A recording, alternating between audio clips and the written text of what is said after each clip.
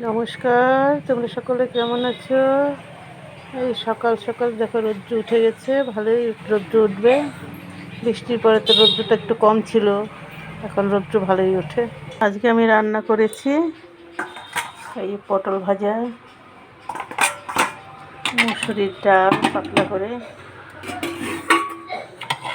মুসুরির ডাল,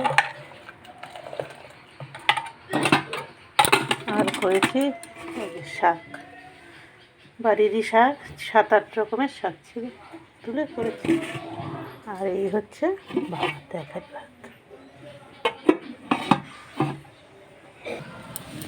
বড় টিয়া পাখিটাকে মধু দিলে ভাত খাবে, তাকে দেখবি একটু মধু দিয়ে দেবো, খাবে।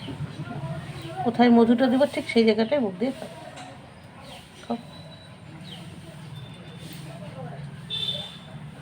ওই ছোটোবেলা খেত না, তখন ওই মধু দিয়ে দিয়ে ভাত খাওয়া অভ্যাস করেছিলাম। এই এখন তার মধু চাই, মধু না দিলে মুখেই দেবে না। আর দেখো যেইখানটায় মধুটা আছে ঠিক সেইখানটায় মুখ দিয়ে খাচ্ছে।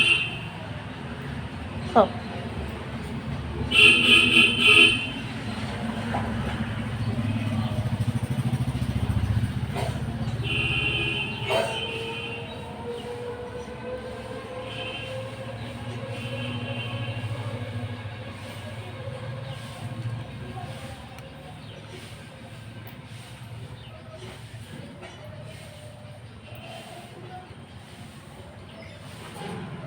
না, তাড়াতাড়ি খাও, তাড়াতাড়ি খাও। ওই মধু ভাতের ভিতরে লুকিয়ে যাবে কিন্তু পরে, পরে মধু দেখতে পাবো না। না না না,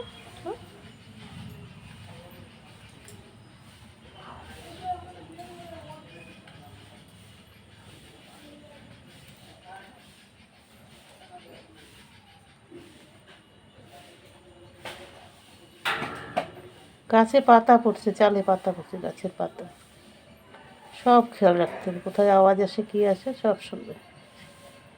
না না না,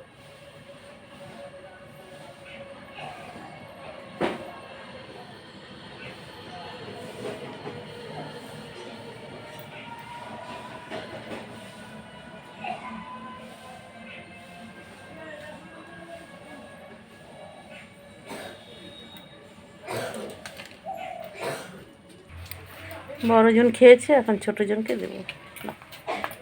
ও খাওয়ার থেকে তো খালি কামড়া কামড়ি করবে বেশি, শুধু মায়ের দিতে আর রাগ দেখাবে। দেখো কীভাবে ধরছে ভাতগুলো। না, ওখানে ওখানে ওখানে ওখানে খাও। পড়ে গেল রে।